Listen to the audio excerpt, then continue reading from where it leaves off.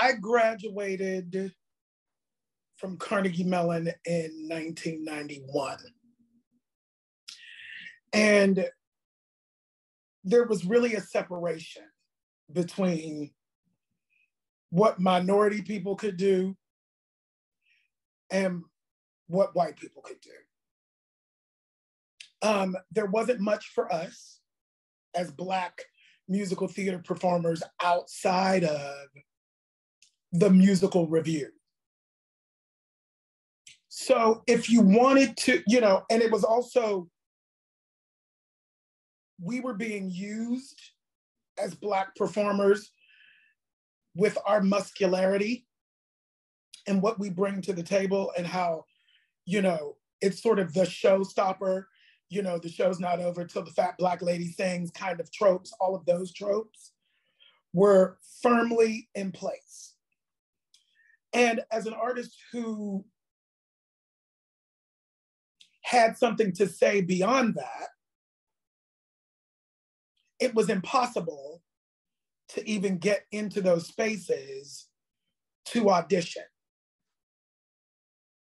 I will give you an example, 2 examples, and that's just 2 out of 20 years. The revival of Cabaret, Sam Mendes, Alan Cumming played the MC. When he left, there was a parade of white boys who were replacing him, obviously. And I asked to audition for the MC. Word came back from the creative team and the Roundabout Theater Company that that's not the story they're telling. Cabaret is about discrimination, oppression, and hate. So I happened to be in a bookstore. And when we had those big mega bookstores? And I was walking in a bookstore, and from my peripheral vision, I saw a photo on the front of a book of a little mixed race Black boy wearing, the Jewish concentration camp, pajamas with something, the insignia on the side. I can't remember which one it was, but it wasn't a swastika, but it was like, what is happening? And I went over to the book and I picked it up, and it's called Destined to Witness: Growing Up Black in Nazi Germany.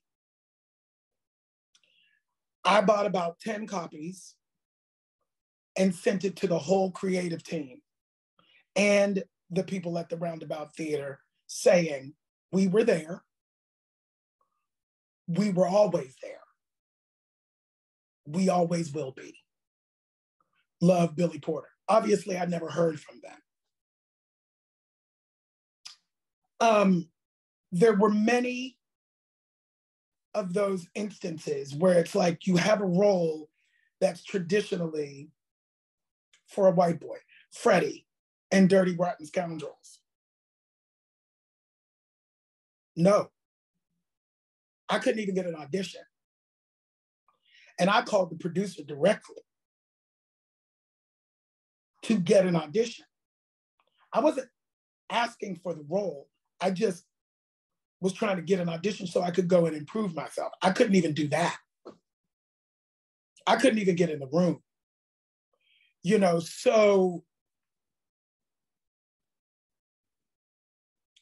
it was awful. And the only things that were being offered to me were what I call the Millennium Coon Show. Yeah, I was in the revival of Grease. with Rosie O'Donnell and Megan Mullally. I was the teen angel. I did my own gospel-infused arrangement, and they dressed me like a coon.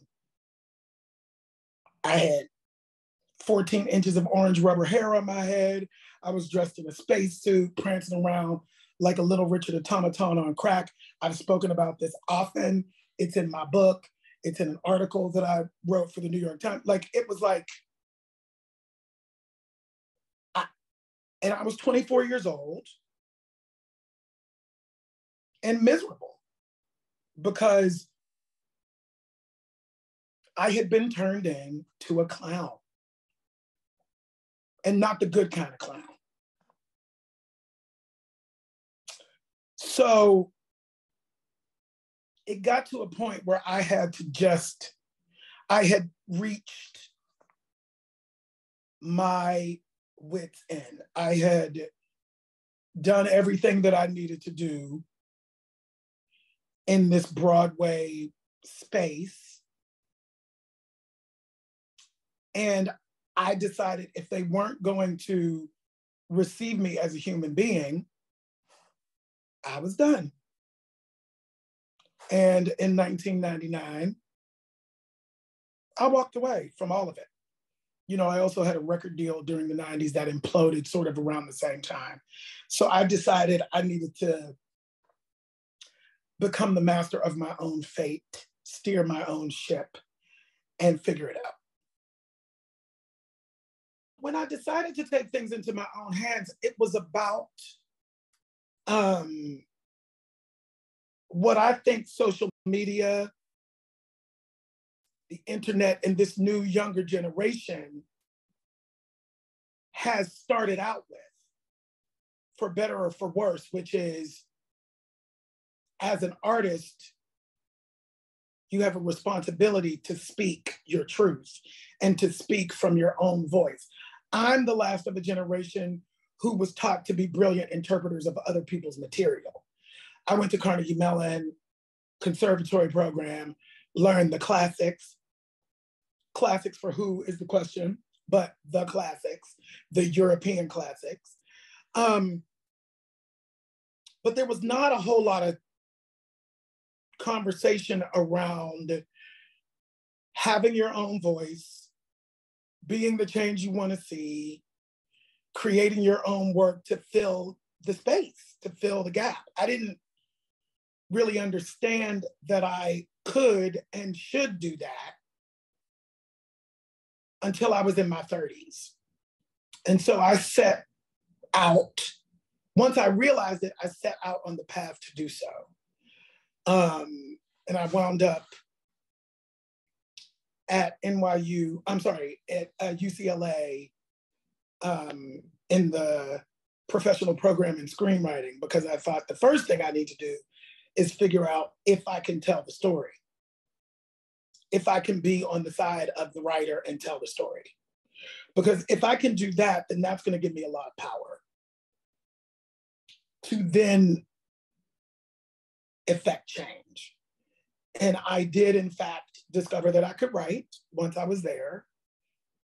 And I started doing that. And I started directing. And I started speaking life into myself. Because I think we are what we say we are. And we manifest what we believe. And as minorities, we are told almost all of the time that we can't, and we won't, and we shouldn't, and there's no space for us. We're told that all the time. So I found that even with as positive as I felt I could be, and I was, there was still a lot of talk that was negative surrounding, a lot of complaining, a lot of negative talk. And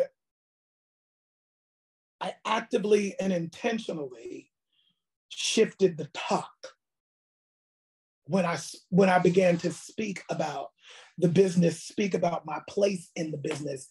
I began to speak life into myself. It's like, I will direct, I will write. My stories are important. My authenticity and my truth are the most important. So I have to embrace that first, even when everybody is telling me that my queerness will be my liability. And it's hard to speak life into yourself when the outside energies coming at you are correct. They were right for a really long time. My queerness was my liability for decades. I think that casting has changed. I don't think that it's perfect. I also think that the expansion and the awareness of the fact that there are more people on the planet than white people.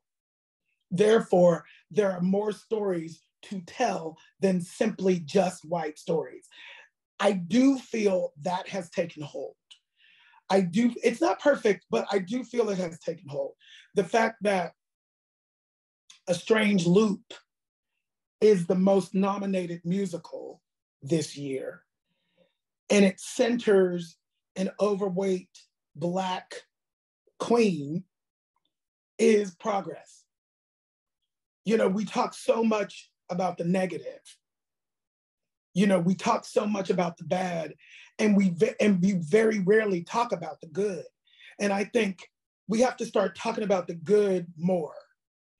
We have to start making the people aware that there is good things, and change has happened. I, Billy Porter, am an icon in the global world, being a Black queen. That was not possible when I started in this business. I tried to be straight enough and be masculine enough so that I could eat. That's how bad it was. The masculinity construct, the toxic masculinity construct, was so prevalent and so rooted. You know, the roots were so, like, you know, just bound, that I never imagined in a million years that whatever we're calling it, celebrity, success, fame, whatever. I never, and being a person who is known for their work, I never thought that it could look like this. I never thought that it could be me in my authentic skin. That is a change. That is magical. For the most part, for me, best person gets the gig. I have to get to the point where I have the power to center different kinds of people in these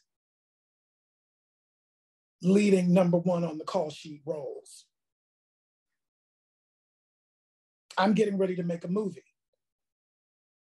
this summer. And I can talk about it because, yeah, I can talk about it. It's called Our Son.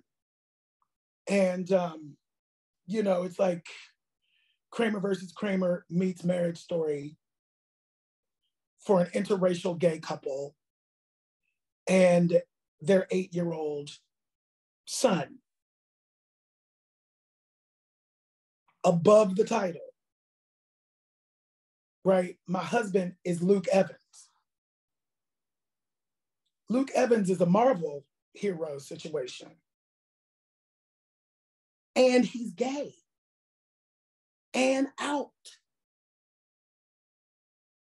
So now you have a Hollywood movie with 2 out, above the title stars to make it. That's progress. That's change. This ain't no Brokeback Mountain shit. It's a new day. So we have to celebrate that. That's a celebration. That's cause for celebration. And I'm gagged because I did not see it coming like this. I didn't. I was just trying to, be some sassy doctor on a Shonda Rhimes show or, so I could pay my rent and get a little TV cute. Like I never imagined that the world would crack open because I chose my authenticity and myself. I got a second chance. I tried it the first time. See, that's the difference with me. I got a second chance. I tried it the first time the way everybody said I should. It didn't work. I failed as someone else. And I made the conscious decision to, now that I have a second chance, if it fails, I'm going to fail as myself, because at least I can sleep at night with that. It is not fun failing as somebody else. That's not cute at all. Just be open. Be open to learning something new. That's both ways. Be compassionate. Lead with love and listen. Both ways. Listen. Because the only way that we're going to evolve is inside of the communication and understanding each other.